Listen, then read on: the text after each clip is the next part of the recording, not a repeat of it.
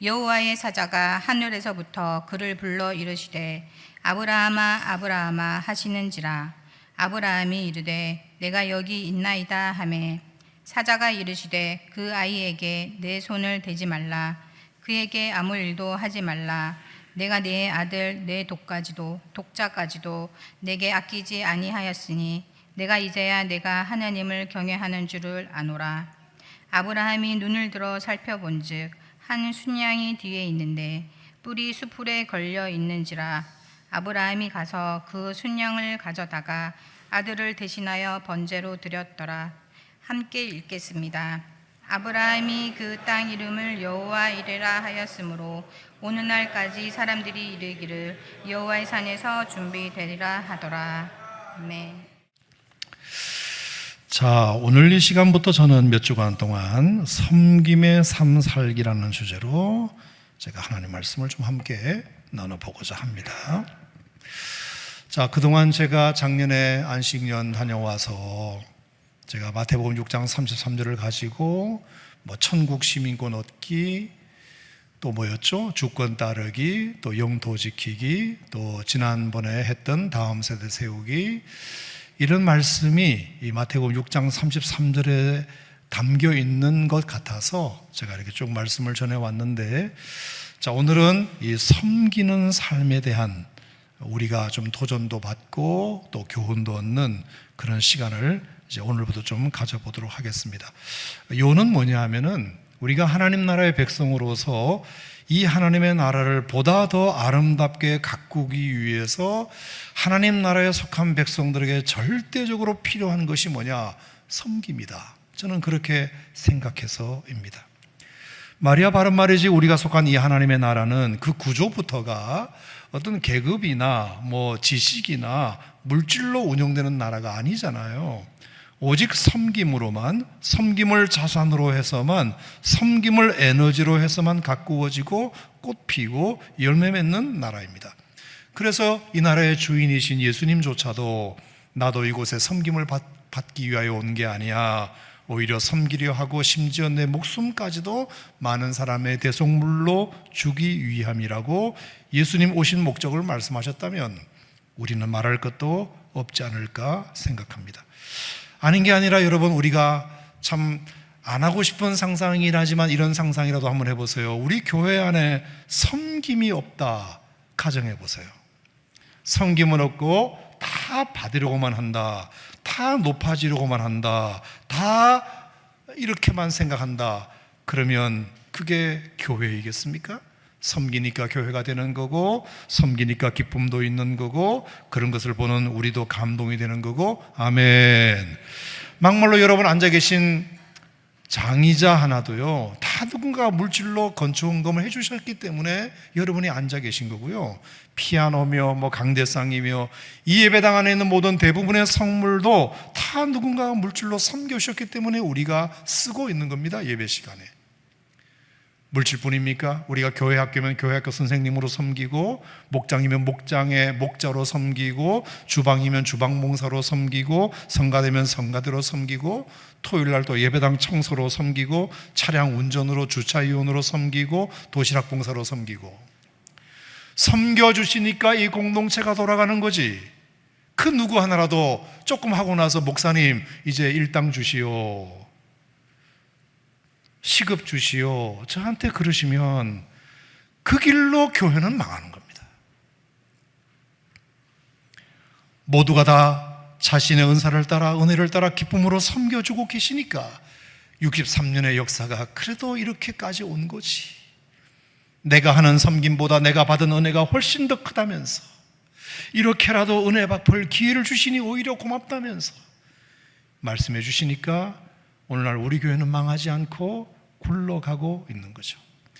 제가 몇 번 말씀드렸는데 막달라 마리아 같은 여인도 보면은 그녀의 외모야 안 봐서 제가 잘 모르지만 삶은 더없이 아름다웠던 여인인 것이 분명해 보이는데, 그게 뭐냐? 그녀의 아름다운 섬김 때문입니다.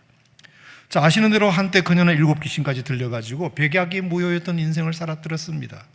그 병을 고치느라 얼마나 많은 돈을 까먹었는지 몰라요.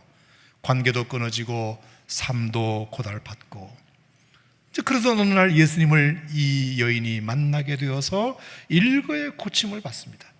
그러자 그녀는 이 나의 가장 큰 인생의 문제를 예수님이 해결해 주셨으니 이제 내 남은 인생은 그 예수님을 섬기면서 살겠다, 이렇게 결심하고서는 지금까지 모아놓은 돈을 다 정리해 가지고 예수님의 사역을 돕고 섬기는 일에 올인해 버리게 됩니다. 자, 그게 누가복음 8장 3절의 기록에 이렇게 되어 있어요. 자기 소유로 그들을 섬겼다. 따라해 보세요. 자기 소유로 그들을 섬겼다. 자, 그러니까 막달라 마리아의 섬김에는 적어도 두 가지 특징이 있는 거죠. 첫 번째는 자기 소유로, 어디서 돈 받아서가 아니라 자기 돈으로, 자기 물질로, 자기 시간 들여서, 자기 달란트 들여서 섬겼다. 여러분, 막말로 막달라 마리아의 소유라고 하는 것이 어디서 이게 번 돈이겠습니까? 몇 번 말씀드렸지만 당시 이 막달라 마리아라는 지역은 갈릴리 호수 주변에 있는 작은 마을로서 거대한 생선절임 공장이 있었더랬습니다.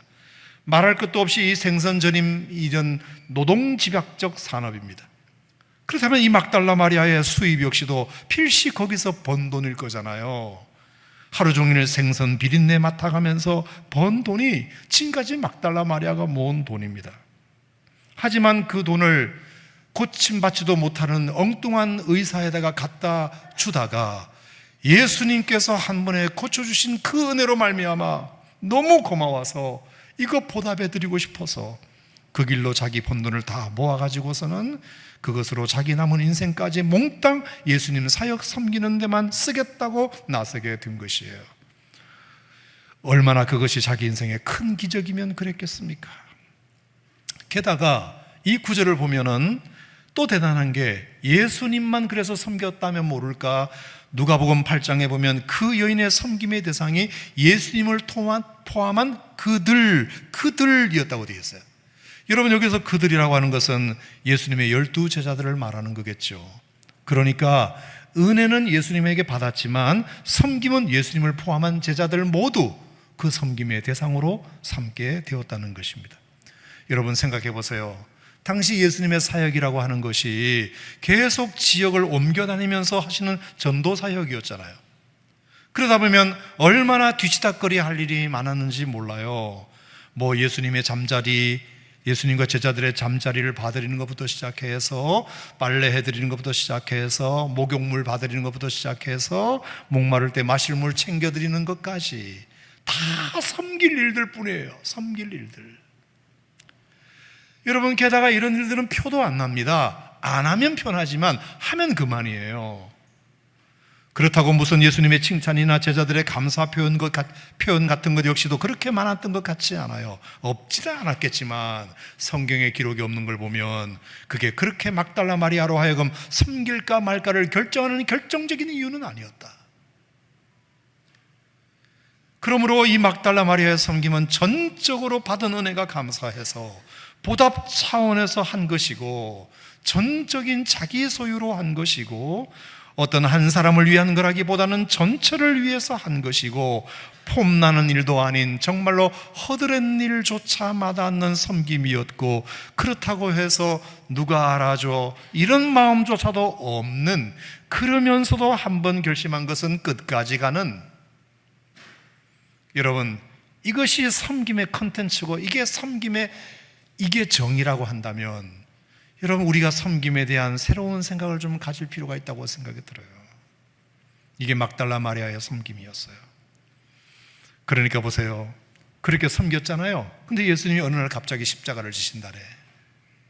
저 같았으면은 완전히 닥쳤던 게 지붕 쳐다보는 것 같은 느낌이었을 것 같아요.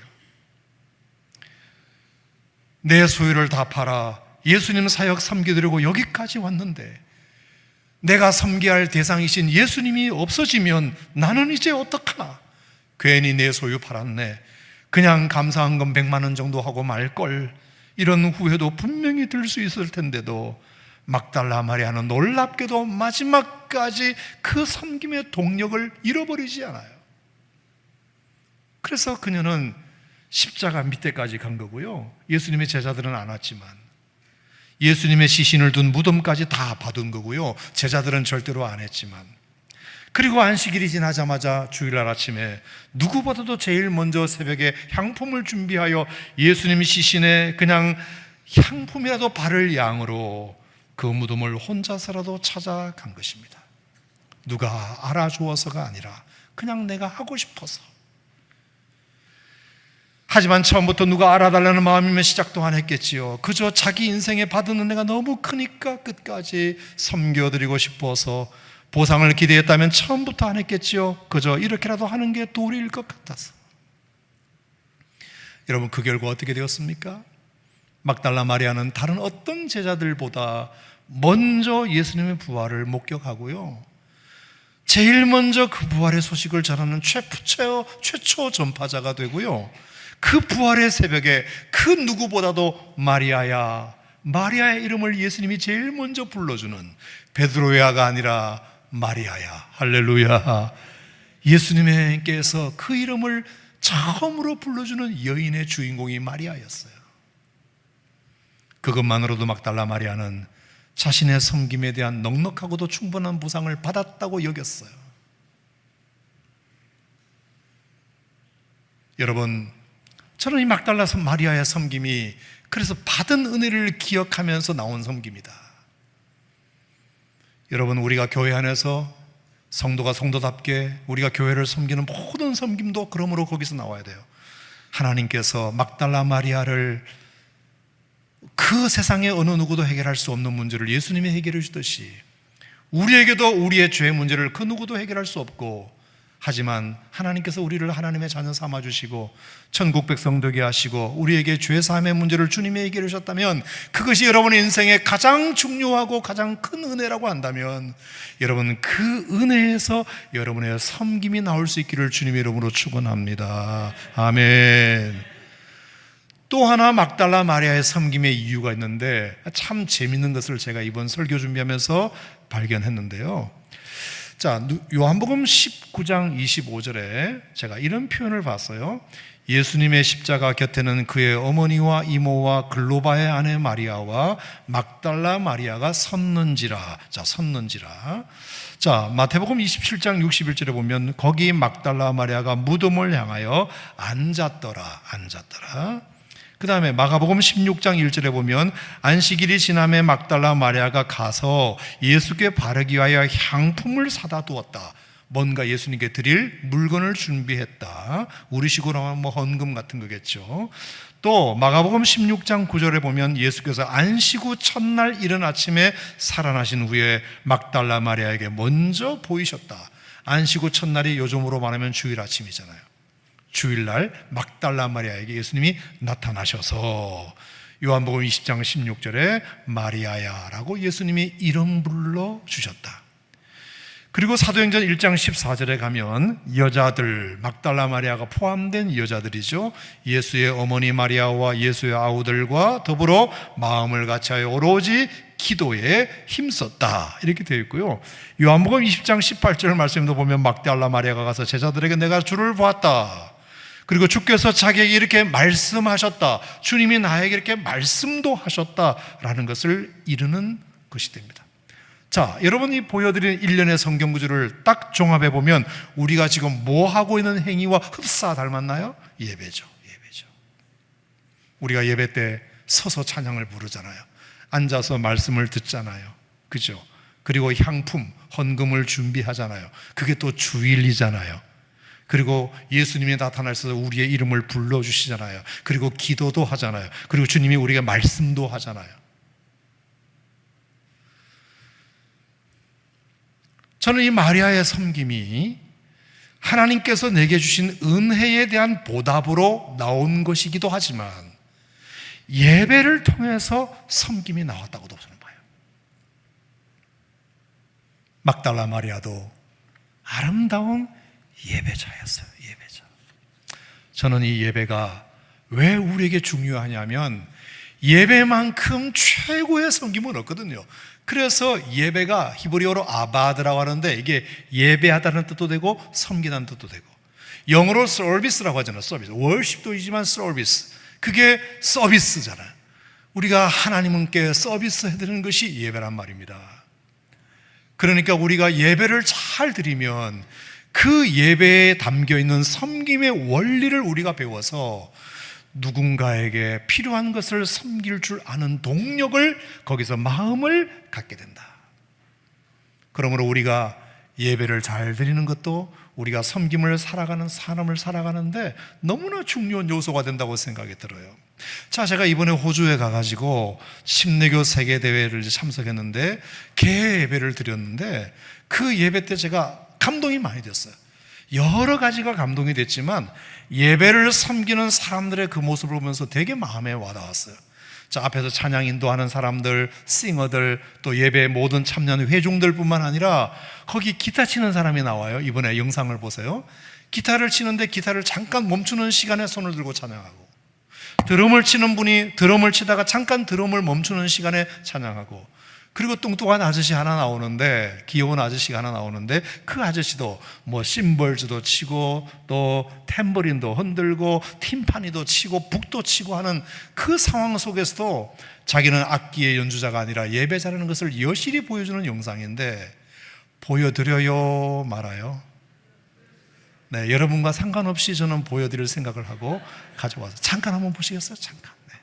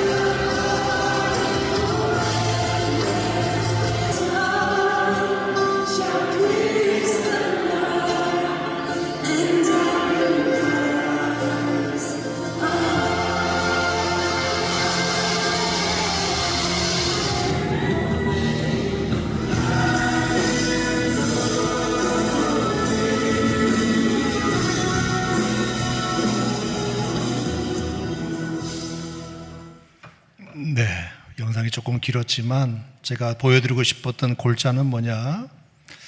나는 기타리스트고 나는 드러머고 나는 팀파니 주자지만 나는 피아니스트지만 나는 예배를 돕는 자가 아니라 나도 예배자다. 이것을 그들의 태도에서 제가 너무 많이 본 겁니다. 여러분, 더 앞거는 그 다음 사진인데, 그 다음 사진 있나요? 자, 이 양반은 무대 위에 있는 사람이 아니라 밑에서 발론티어로 행사장 정리하시는 분이에요. 안내하시는 분들. 근데 그분도 저렇게 안내가 딱 끝나는 순간 그 짬을 내어서 손을 들고 찬양하는 그 모습을 봤어요. 너무 감동적이었어요. 여러분, 제가 이 예배를 통해서 뭘 느꼈느냐 하면은 정말 예배야말로 우리의 섬김의 최고봉이다. 아멘. 왜냐하면 보이지 않는 하나님이시지만 나의 창조주이시고 나의 구원자이신 하나님을 예배하는 것이 섬김이기 때문에, 하나님을 섬기는 것이 곧 예배이기 때문에 우리가 그 예배의 섬김을 우리의 마음속에, 우리의 몸에 체득하면 우리가 다른 사람을 섬기는 것은 이건 저절로 되지 않겠는가 생각이 들어요. 여러분, 창세기 22장에 보면 참 재미있는 표현이 나오는데, 아브라함이 처음으로 하나님 앞에 예배드렸다는 장면이 나와요. 창세기 1장부터 21장까지 그렇게 가인이, 아벨이 예배를, 제사를 드리고, 또 노아가 제사를 드리고, 또 아브라함이 갈대아 우르에서 부름을 받아서 가나안 땅에 도착했을 때 제사를 드렸잖아요. 수많은 제사들이 21장까지 있었음에도 불구하고 예배라는 표현이 등장하지 않다가 창세기 22장에 가서야 비로소 성경에 처음으로 예배라는 단어가 나와요. 이상하지 않아요? 제사도 예배도 뭔가를 드리는 거고, 제사도 예배도 하나님을 높이는 거고, 제사도 예배도 말씀이 있는 건데 왜 그전에는 예배가 아닌 제사였고 창세기 22장의 예배만이 예배였을까?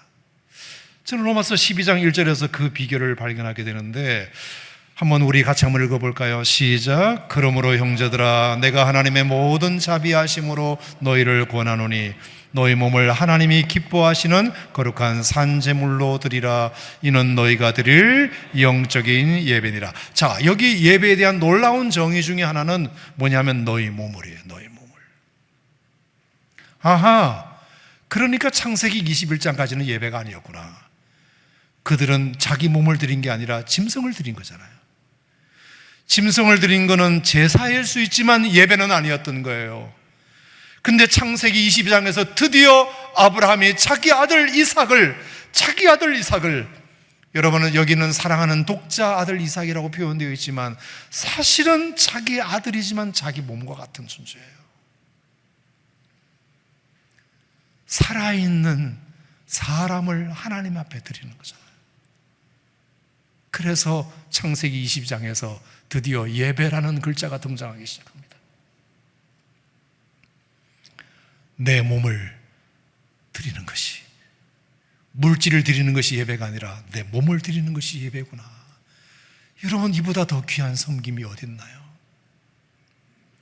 그래서 창세기 22장 12절 말씀에 보면 내가 네 아들 내 독자까지도 내게 아끼지 아니하였으니 내가 이제야 네가 하나님을 경외하는 줄을 아노라. 이 경외의 다른 비슷한 말은 예배예요. 네가 이제야 네가 나를 예배하는 자로 아노라. 네가 드린 오늘 이 제사가 아니라 예배다.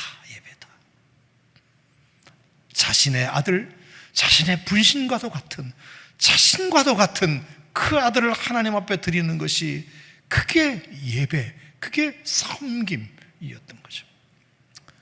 그러므로 여러분, 저는 우리 성도들의 섬김의 삶은 어디에서 기인될 수밖에 없느냐? 첫 번째, 받은 은혜에 대한 기억.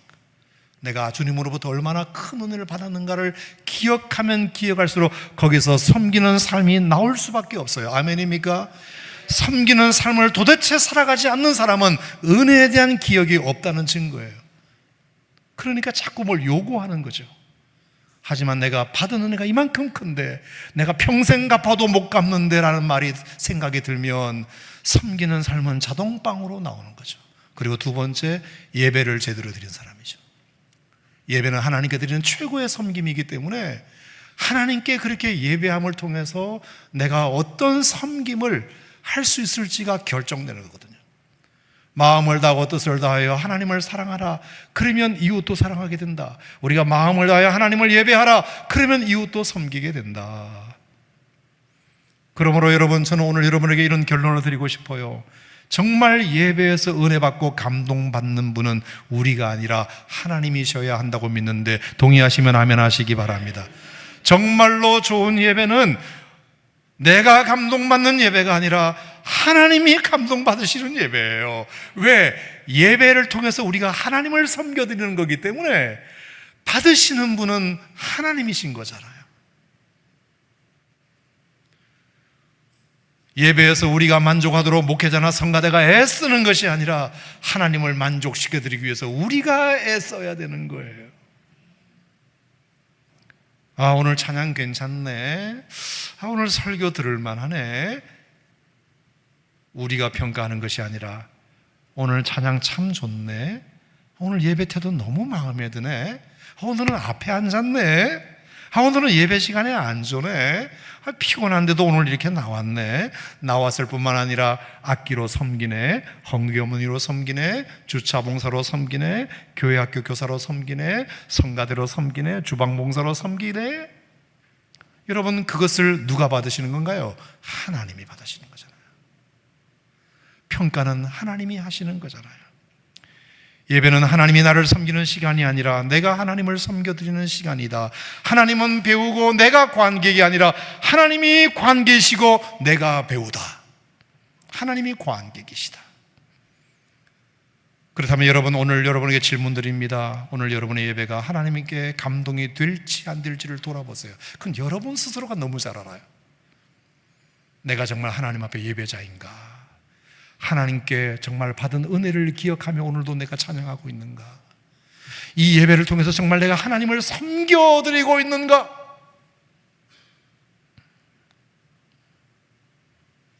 오늘 내가 너의 예배를 보니 내가 이제야 네가 나를 경유하는 자인 줄 알겠다. 내가 인정하마. 예배의 관객이신 하나님의 이런 평가가 저는 여러분에게 들릴 수 있기를 주님 이름으로 축원합니다.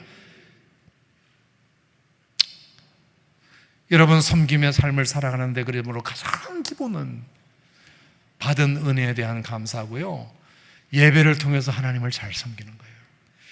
이것을 원천으로 하여 우리에게 섬김의 삶이 나오는 겁니다. 성격이 좋아서, 인품이 좋아서가 아니라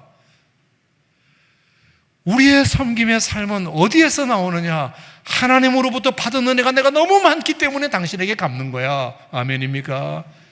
그래서 나오는 것이 섬김이고, 예배를 통해서 하나님을 잘 섬겨보니까